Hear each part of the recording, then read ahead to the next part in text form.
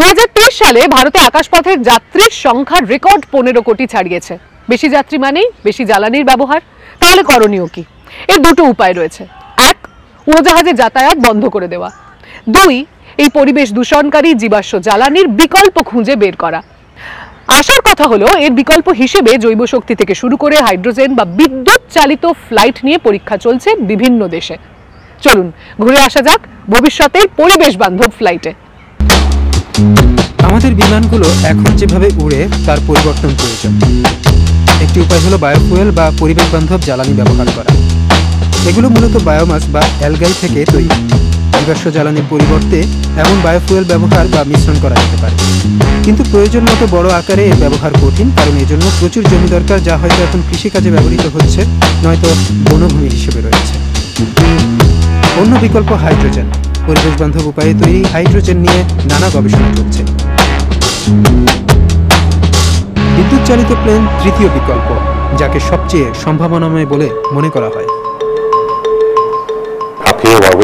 আমরা জলবিদ্যুৎ বা বায়ু শক্তি থেকে আমাদের এই বিদ্যুৎ পরিবেশ বান্ধব ও পুনর্নবীকরণযোগ্য।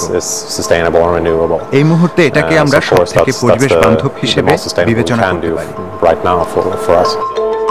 ইয়োহান নরবার্গ বিমান পরিষেবা বিশেষজ্ঞ। তিনি হাতে গোনা কয়েকজনের একজন যিনি প্রতিদিন ই প্লেনে যাতায়াত করেন।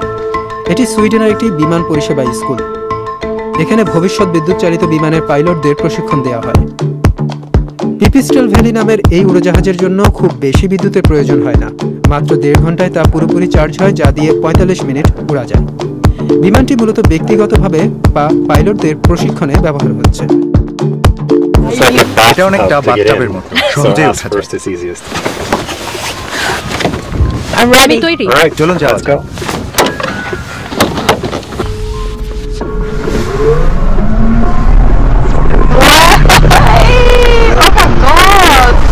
দ্রুত যাচ্ছে। সত্যি অনেক দ্রুত। এটি অত্যন্ত হালকা বিমান, তবে এই বিমানে দুজনের বেশি চড়া যায় না, অতিরিক্ত কিছু বহন করা যায় না। বিমানটি এর থেকে বড় হতে হলে ভারী ব্যাটারি লাগবে। কতটা ভারী হতে হবে এই চিত্র থেকে তার ধারণা মিলবে।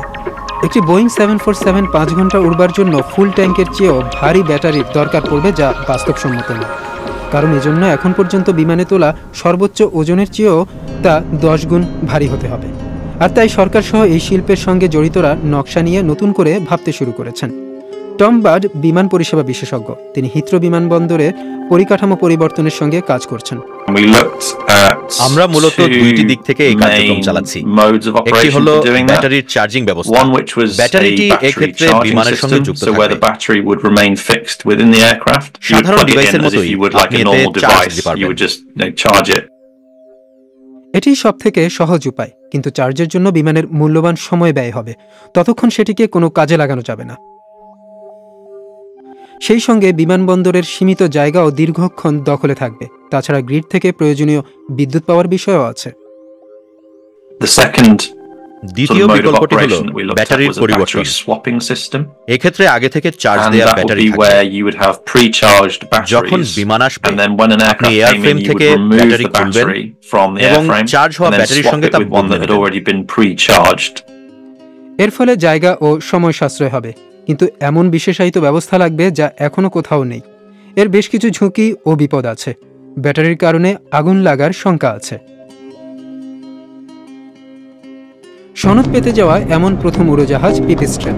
বিমানের নিরাপত্তা সনদ দেওয়ার এই প্রক্রিয়াটি গাড়ির তুলনায় জটিল। গবেষণা, ব্যাটারি নিরাপত্তা এবং সনদ পাওয়ার জন্য বছরের পর বছর অপেক্ষা করতে হয়। তবে স্বল্প ও মধ্যপাল্লার ই প্লেনের জন্য নতুন উদ্ভাবনের উপর জোর দিচ্ছে ইউরোপীয় পার্লামেন্ট। 2050 সালের মধ্যে 90% নির্গমন হ্রাসের অংশ হিসেবে এই উদ্যোগ নেওয়া হয়েছে। ঠিক আছে, ধন্যবাদ, অসাধারণ ছিল। পিপিস্ট্রেলের নির্মাতা কোম্পানি এখন 4 সিটের একটি প্লেন নিয়ে কাজ করছে। এলিস নামের একটি বড় প্লেন রয়েছে, যেটি 9 জন যাত্রী এবং 2 জন ক্রু সদস্যকে বহন করতে সক্ষম। 400 কিলোমিটার উঠতে পারা এই বিমানটি বাণিজ্যিক দিক থেকে সম্ভাবনাময়। এখন পর্যন্ত এ ধরনের বিমানের এটাই সবচেয়ে বড় ব্যবহার। এয়ার অ্যাম্বুলেন্স, এয়ার ট্যাক্সি বা ছোট কার্গো বিমানের ক্ষেত্রেও প্রয়োজন ছোট এয়ারক্রাফট। কম কার্বন নির্গমনকারী ছোট আকারের 12টি বিমান কিনছে পার্সেল পরিষেবাদানকারী সংস্থা DHL।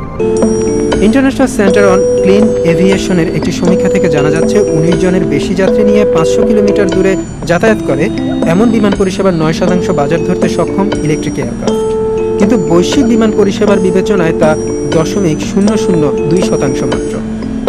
2050 সালের মধ্যে তা 0.2% পৌঁছাবে। কার্বন নির্গমন কমানোর জন্য যদিও তা খুব সামান্য। ইতিবাচক দিক হলো এই বিমানগুলো হবে শতভাগ বিদ্যুৎ চালিত। আপনার কাছে হাইব্রিড সংস্করণও রয়েছে। সিরিয়াস হাইব্রিডের ক্ষেত্রে আপনি জ্বালানি ব্যবহার করবেন মূলত ইলেকট্রিক মোটর চালানোর জন্য, যা পরবর্তীতে বিমানটিকে পরিচালিত করবে।